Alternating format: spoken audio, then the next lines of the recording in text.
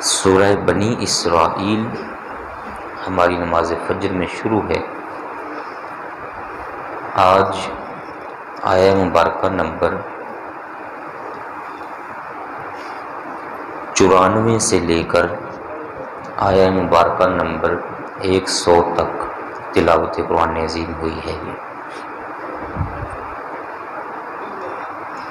پیچھے آپ کے ذہن میں ہوگا جن آیات کا درس ہوا ان میں وہ آیات تھیں جن میں تہجد کا بھی ذکر ہے اور اسلام کے آنے کا بھی ذکر ہے، مکہ المکرمہ خانہ کعبہ میں سے بتوں کو نکالنے کا بھی ذکر تھا۔ انہی آیات کے آگے ارشاد باری تعالیٰ ہے وَنُنَزِّلُ مِنَ الْقُرْآنِ مَا هُوَ شِفَاءٌ، ہم قرآن عظیم میں ایسی چیزیں نازل فرماتے ہیں، نازل کر چکے ہوئے ہیں، ما هو شفاء ورحمۃ للمؤمنین، جو ایمان والوں کے لیے شفا بھی ہے اور رحمت بھی ہے، ولا یزید الظالمین الا خسارا، اور ظالموں کے لیے ان آیات کی وجہ سے گھاٹا ہی گھاٹا ہے، نقصان ہی نقصان ہے۔ یہ آیت بہت بڑی آیت ہے جو اس طرف وضاحت فرماتی ہے ہماری کہ قرآن عظیم شفا ہے۔ قرآن عظیم تو سارا کلام الہی ہے، وحی الہی ہے، یہ تو شفا ہے ہی ہے۔ پیچھے آپ سن آئے ہیں قرآن عظیم جس چیز کو شفا فرما دے، جیسے فرمایا کہ شہد کے اندر شفا ہے، شہد کا جو ہوتا ہے رس، مکھی کا رس، اس کے اندر قرآن عظیم نے فرمایا کہ یہ شفا ہے، تو وہ شفا والی بن گئی۔ تو خود قرآن عظیم اپنے اعتبار سے، یہ خود قرآن عظیم اللہ پاک فرماتا ہے کہ ہم نے اس کو بھی شفا بنایا ہوا ہے اور ایمان والوں کے لیے رحمت بھی بنایا ہوا ہے۔ علماء نے واضح طور پر لکھا ہے کہ جہاں قرآن عظیم موجود ہو، کھلا ہوا ہو، بند پڑا ہو، وہاں اللہ پاک کی رحمت برستی رہتی ہے۔ کیوں کہ یہ کلام الہی ہے، وحی الہی ہے جو اس نے ہماری طرف بھیجا ہے ہمارے پیارے نبی پاک صلی اللہ علیہ وآلہ وسلم کے واسطے سے۔ قرآن عظیم شفا ہے۔ یہاں ذرا ایک دو باتیں سمجھنے والی ہیں۔ شفا ہمیشہ ہوتی ہے بیماری سے، تو بیماریاں دنیا کے اندر یہ دو طرح کی مین بیماریاں ہیں، ایک ہے عقیدے کی بیماری، ایمان کی بیماری، ایمانیات کے اندر بیماری، اور دوسری ہوتی ہے جسمانی بیماری۔ پھر ان دونوں کی دو قسمیں ہیں۔ عقیدے کی بیماری اگر کسی کو ہے تو وہ ظاہر بھی ہو سکتی ہے اور باطن بھی ہو سکتی ہے، ایسے ہی جسمانی بیماری وہ ظاہر بھی ہو سکتی ہے اور باطنی بھی ہو سکتی ہے۔ ان کو سادے لفظوں میں اگر تعبیر کیا جائے تو وہ ہوگا روحانی اور جسمانی۔ اب قرآن عظیم نے یہ نہیں فرمایا کہ یہ ایمانیات کے لیے شفا ہے، جس کے ایمان کے اندر خرابی ہوگی اس کے لیے شفا ہے، یا ظاہری جس کی ایمانیات خراب ہوں گی اس کے لیے شفا ہے، یا باطنی جس کی خراب ہوں گی اس کے لیے شفا ہے، یا جس کو جسمانی بیماری ہوگی ظاہری اس کے لیے شفا ہے یا باطنی کے لیے، ایسا نہیں فرمایا، بلکہ یہاں مطلق ارشاد ہے کہ یہ شفا ہی شفا ہے۔ لیکن یہ شفا ہوگی کس کے لیے؟ جو ایمان والے ہیں، جن کے دل ٹھیک ہیں، ان کو اللہ پاک پھر یہ شفا کا فائدہ بھی دے گا، آیات کا فائدہ بھی دے گا۔ لیکن جو ظالم ہیں، اپنے اوپر ظلم کرنے والے، وہ بجائے شفا حاصل کرنے کے قرآن عظیم کی آیات کو سن کر پڑھ کر مزید نفرت میں چلے جاتے ہیں، بغض ان کے اندر بڑھ جاتا ہے اور ان کی جو خرابی ہے وہ مزید بڑھ جاتی ہے۔ اس کی علماء نے مثال دی سیم ایسے ہی جیسے بارش نازل ہوتی ہے تو بارش اب وہ پڑتی ہے دو طرح کی جگہوں پر. کبھی بارش وہی بارش ہے جو نازل ہو رہی ہے ایک ہی مرتبہ میں، وہ پڑتی ہے ایسی زمین پر جو زرخیز ہے، جہاں سبزہ لگا ہوتا ہے، پھول ہوتے ہیں، اور وہاں پھول اگاتے ہیں، سبزہ مزید اگتا ہے، بہار آتی ہے.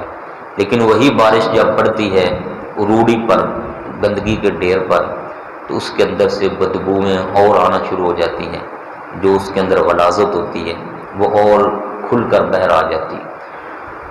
تو اس کے لیے ضروری ہے کہ بندے کا جو دل ہے وہ زرخیز مٹی کی طرح ہو، کہ جب قرآن عظیم اس کے سامنے پیش کیا جائے تو اس کا دل قرآن عظیم کی وجہ سے روشن ہو، کھل جائے، اور اطاعت کی طرف، فرما برداری کی طرف دل مائل ہونا شروع ہو جائے. یہ صحیح سلیم و قلب سلیم والا شخص ہے.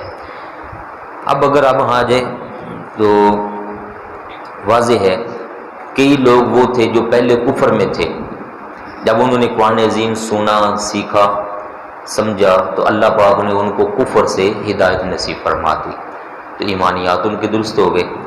اب ظاہری طور پر جن کو جسمانی بیماریاں ہیں وہ بھی کئی ایسے واقعات ملتے ہیں جب ان پر قرآن عظیم کی آیات پڑھ کر دم کیا گیا، پھونک مارا گیا، تو اللہ پاک نے ان کو بھی شفا عطا فرمائی تھی. مسلم شریف میں بڑا ایک واقعہ ملتا ہے.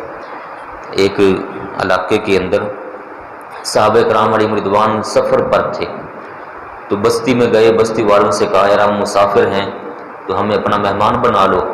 ان لوگوں نے مہمان بنانے سے انکار کر دیا. یہ صحیح مسلم شریف کی روایت ہے. صحابہ کرام علیہ رضوان اس بستی سے ہٹ کر ذرا فاصلے پر اپنے خیمے لگا کر بیٹھ گئے. اللہ پاک کی طرف سے کرنی ایسی ہوئی کہ اسی بستی کا جو سردار تھا اس کو بچھو نے ڈنگ مار لیا، بچھو نے ڈس لیا. اور آپ کو پتہ ہے بچھو کا ڈسا وہ مرتا نہیں ہے اور سکون بھی نہیں آتا اس کو، وہ تڑپتا ہے. بچھو کے ڈسنے کی وجہ سے بندہ تڑپتا رہتا ہے. سانپ کی وجہ سے موت ہو جاتی ہے لیکن بچھو کی وجہ سے موت نہیں ہوتی. جب تک زہر اندر رہے بندے کو سکون بھی نہیں آتا، تڑپتا رہتا ہے. اور وہ تڑپنا اتنا خطرناک تھا اس سردار کا کہ ساری قوم پریشان ہو گئی. ان میں سے کسی نے کہا کہ یار وہ جو آئے تھے سونے سونے چہروں والے، نورانی چہروں والے، تلاش کرو ان کو، قریب ہی ہوں گے. تو وہ دوڑ کر گئے، دیکھا تو صحابہ کرام وہاں پر ابھی موجود تھے. تو جا کر بندے کہنے لگے کہ جی یہ جو واقعہ پیش آیا ہے تو تم میں سے کوئی اگر اس کا علاج جانتا ہے تو مہربانی کر دے.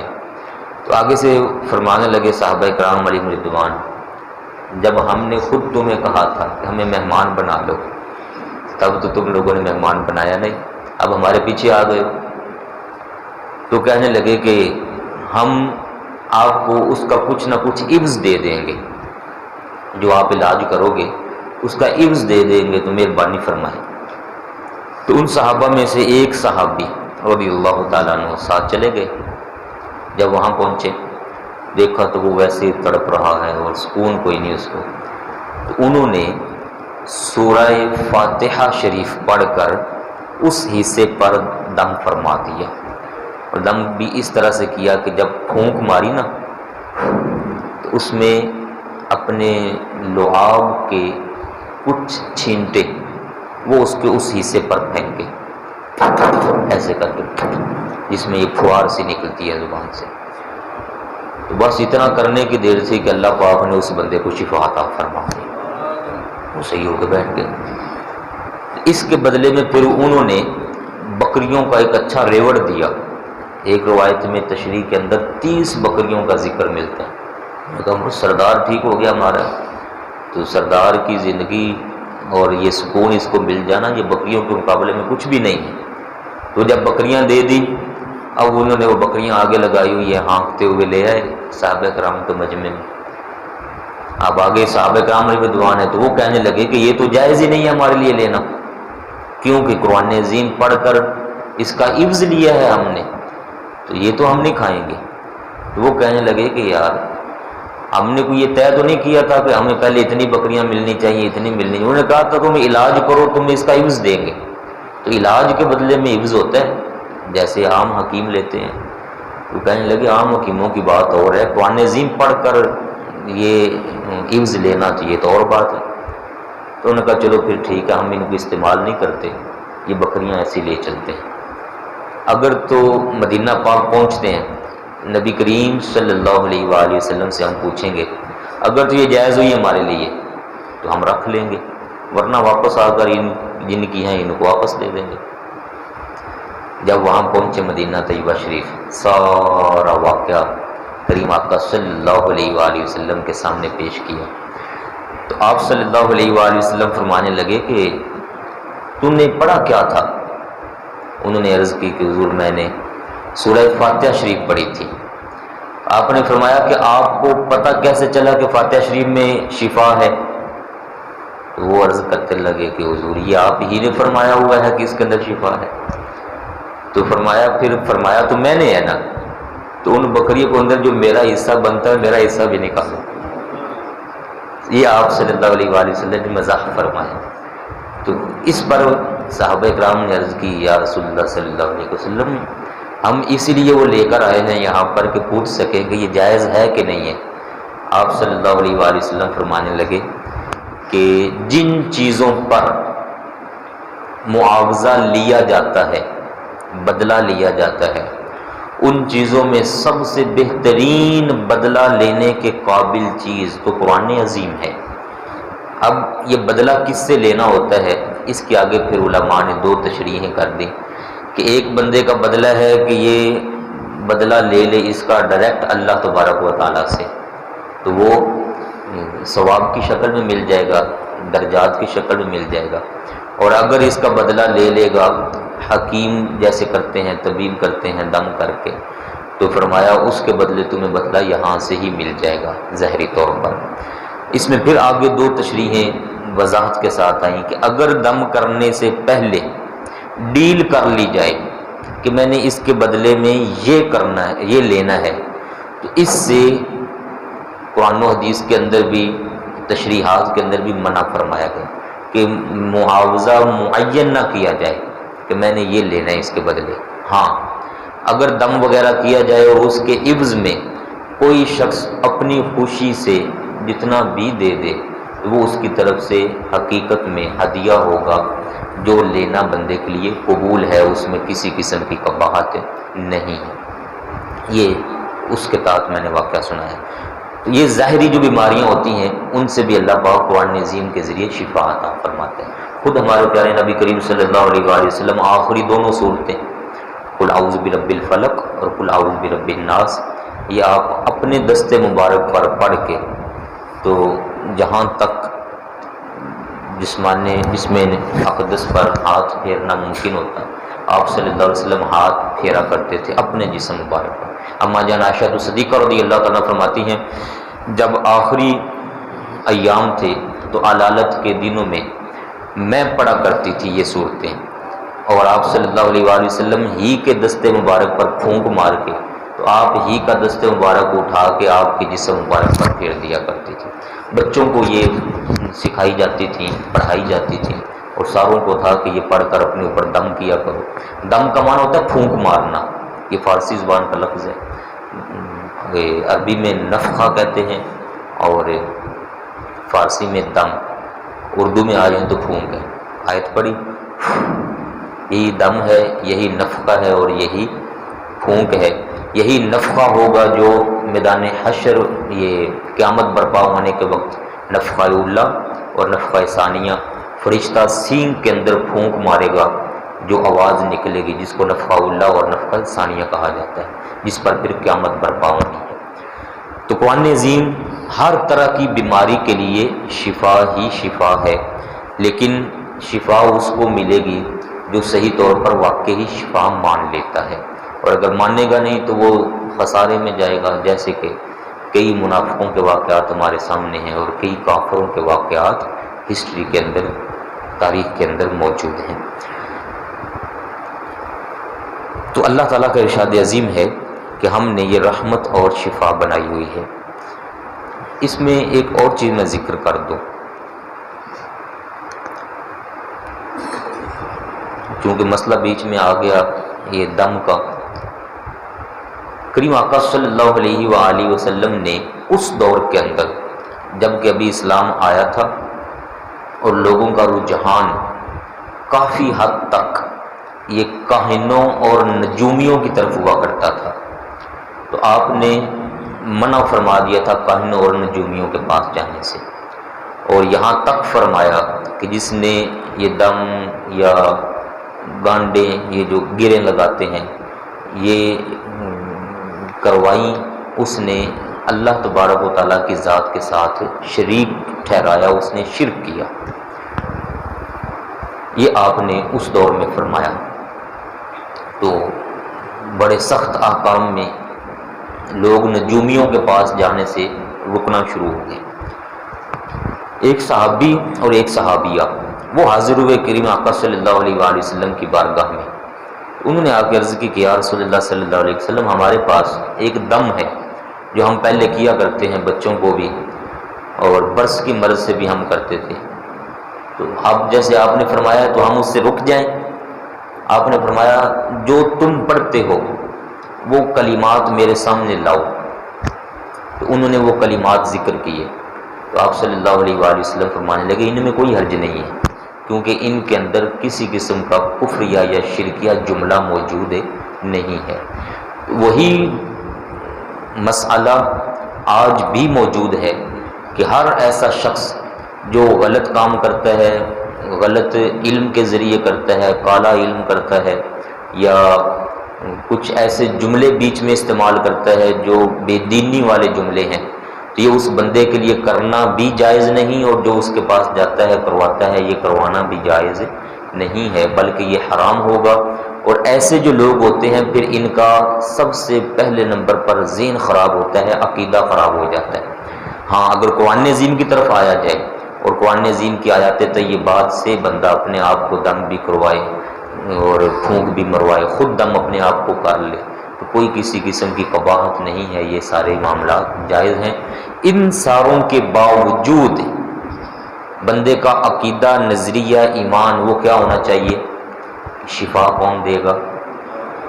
اللہ تبارک و تعالیٰ۔ شفا کون دے گا؟ اللہ تبارک و تعالیٰ۔ جب یہ نظریہ ہو جائے گا تو اس میں کوئی کسی قسم کی قباحت نہیں ہوگی۔ ارشاد عظیم ہے وَإِذَا أَنْعَمْنَا عَلَى الْإِنسَانِ، جب ہم آدمی پر، انسان پر انعام فرما دیتے ہیں تو أَعْرَضَ، وہ ہم سے منہ پھیر لیتا ہے، وَنَأَىٰ بِجَانِبِهِ، اور اپنے ہی ذات میں مشغول ہو جاتا ہے، اپنے کام میں، اپنے معاملات میں انعام ہو گیا، اپنی طرف مشغول ہو گیا۔ وَإِذَا مَسَّهُ الشَّرُّ كَانَ يَئُوسًا، اور جب اسے کوئی برائی پہنچتی ہے پھر مایوس ہو جاتا ہے، نا امید ہو کے بیٹھ جاتا ہے۔ قل، آپ صلی اللہ علیہ وآلہ وسلم فرما دیں، كُلٌّ يَعْمَلُ عَلَى شَاكِلَتِهِ، سب اپنے اپنی شکل میں کام کرتے ہیں۔ فَرَبُّكُمْ أَعْلَمُ بِمَنْ هُوَ أَهْدَىٰ سَبِيلًا، تو تمہارا رب خوب جانتا ہے کون صحیح راہ پر چل رہا ہے۔ وَيَسْأَلُونَكَ عَنِ الرُّوحِ، اور وہ سوال کرتے ہیں آپ سے روح کے متعلق۔ روح کیا ہوتی ہے؟ روح کیا ہوتی ہے وہ آپ سے پوچھتے ہیں۔ یہ اصل میں 3 سوال تھے، اب یہاں سے آگے وہ 3 سوال شروع ہو رہے ہیں۔ یہ کافروں نے پوچھے تھے پیارے نبی کریم صلی اللہ علیہ وآلہ وسلم سے یہودیوں کے مشورے پر۔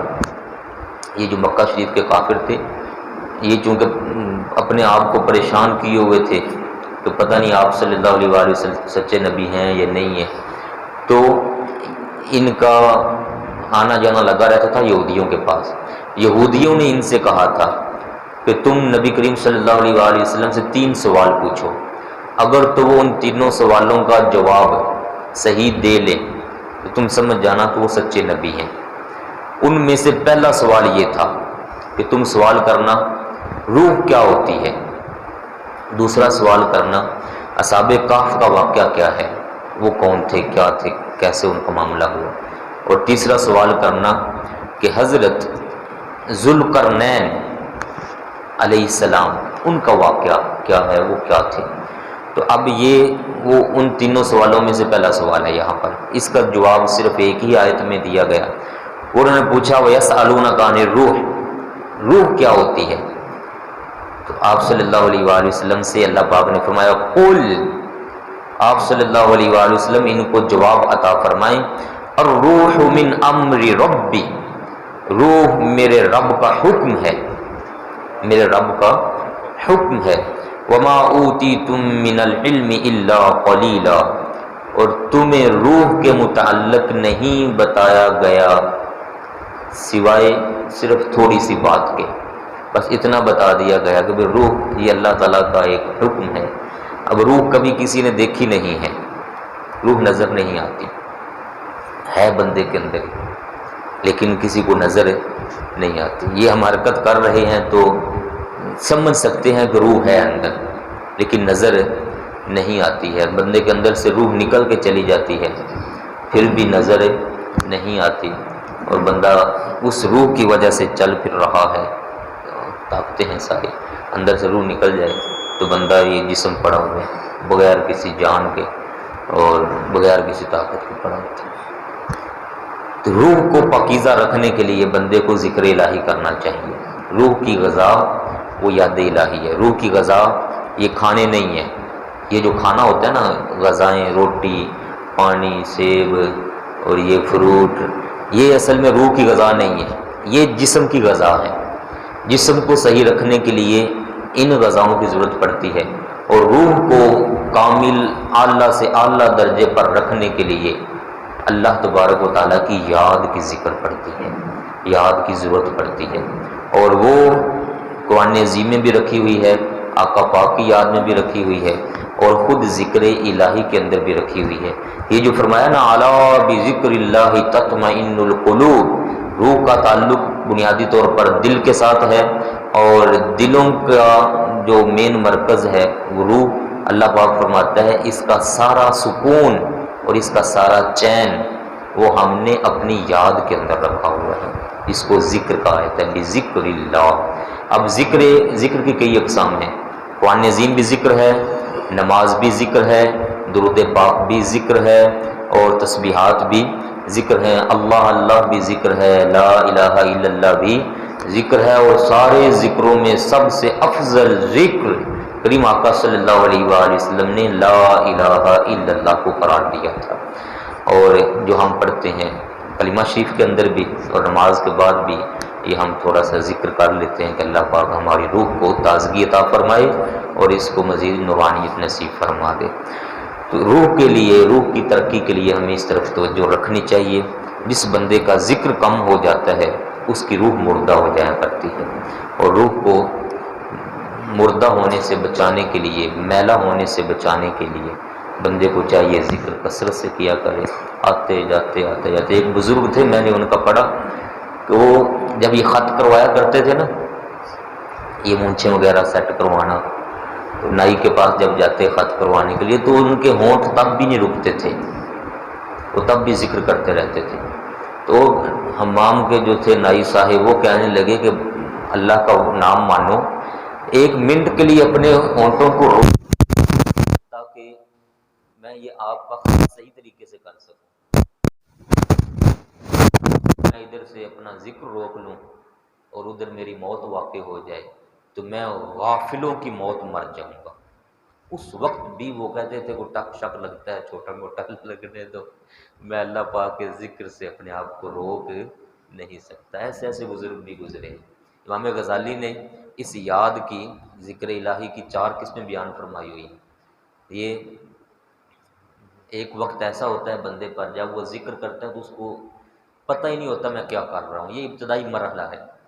اس ذکر سے اس کا دل لگتا نہیں ہے، وہ ذکر کے خلاف ہوتا ہے، کہتا ہے یہ کیا ہے کیا ہے کیا ہے، لیکن جب بندہ کرتا رہے، چھوڑے نہ، کرتا رہے کرتا رہے کرتا رہے، تو فرمایا ایک وقت ایسا آتا ہے کہ اس کے جو ذہنی کیفیات ہوتی ہیں وہ ذکر کے ساتھ اٹیچ ہونا شروع ہو جاتی ہیں، وہ جو شعائیں ہوتی ہیں وہ ملنا شروع ہو جاتی ہیں، اور پھر اس کو آہستہ آہستہ آہستہ آہستہ ذکر سے محبت ہونا شروع ہوتی ہے۔ اس سے اگلا تیسرا مرحلہ آتا ہے کہ جب اس کے دل کو بھی پتہ چل جاتا ہے کہ یہاں میرے اوپر کچھ ضربیں لگ رہی ہیں، اللہ اللہ دی اللہ دی ضرب لگائی جا، تو ضربیں لگتی ہیں، دل کو پتہ چلنا شروع ہو جاتا ہے۔ تو فرمایا کہ یہ تیسرا مرحلہ ہے، اور چوتھا مرحلہ جب آتا ہے تو وہ یہ ہے کہ دل مکمل طور پر اس بندے کے موافق ہو جاتا ہے۔ اب دل چاہتا ہے کہ ذکر ہو، اور اگر یہ ذکر نہ کرے تو دل کو سکون نہیں ملتا۔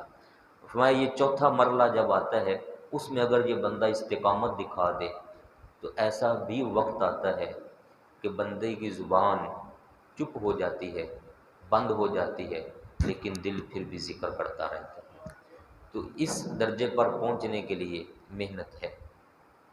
اگر اللہ پاک فضل فرما دے تو سبحان اللہ، لیکن ظاہری طور پر زیادہ محنت درکار ہوتی ہے۔ ہوتا سارا کچھ اللہ پاک کے کرم سے ہی ہے، وہ دلوں کو پھر روشن بھی کر دیتے ہیں، اور جب ایسا دل بن جائے تو پھر اس دل کے لیے یہ جو سامنے کپڑے ہیں، جسم ہے، پسلیاں ہیں، یہ ساری چیزیں یہ دل کے لیے پھر حجاب نہیں بنتی، پردہ نہیں بنتی۔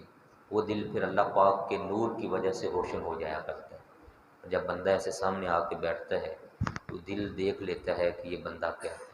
اس کو کہتے ہیں کشف، کشف صدر، کشف قلب، دلوں کا کشف پھر بندے کو نصیب ہو جاتا ہے، جس پر ہمارے کریم آقا صلی اللہ علیہ وآلہ وسلم نے یہ فرمایا بخاری شریف کے اندر، نبی پاک کا دل تو سبحان اللہ کیا کمال کا دل ہے۔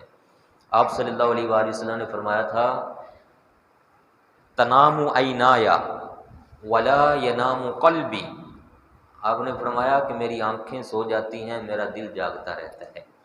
اور صحابہ کرام سے فرمایا تھا جب وہ رکوع اور سجدے کیا کرتے تھے تو آپ نماز پڑھاتے، جب سلام پھیرا تو آپ نے فرمایا میرے پیارے صحابہ کرام علیہم رضوان، اپنے رکوع اور سجدے صحیح کیا کرو، تم کیا سمجھتے ہو کہ میں صرف آگے دیکھ رہا ہوتا ہوں؟ نہیں، آپ نے یہاں پر فرمایا واللہ، یہ واللہ کیا ہوتا ہے؟ قسم۔ اب واللہ انی اراکم وراء ظہری، فرمایا اللہ کی قسم میں اپنی کمر اور پشت مبارک کے پیچھے سے بھی تمہیں دیکھ لیتا ہوں کہ تم کیا کر رہے ہو۔ تو آپ صلی اللہ علیہ وآلہ وسلم تو سبحان اللہ کیا کمال ذات ہے۔ اللہ تعالیٰ آپ کا نورانی فیض ہمیں بھی عطا فرمائے، اور یہ جو روح کو تازہ رکھنے والا ذکر ہے، یہ میں نے سارے 4-5 قسمیں بھی عرض کر دی ہیں، نماز بھی ہے، قرآن عظیم بھی ہے، ذکر الہی بھی ہے، یہ سارے ذکر کی اقسام ہیں، یہ ساری کرنی چاہیے، ان سے غافل بندے آپ کو نہیں کرنا چاہیے۔ اللہ تعالیٰ آپ کو مجھے اپنے پاک ذکر کا فیض عطا فرما دے۔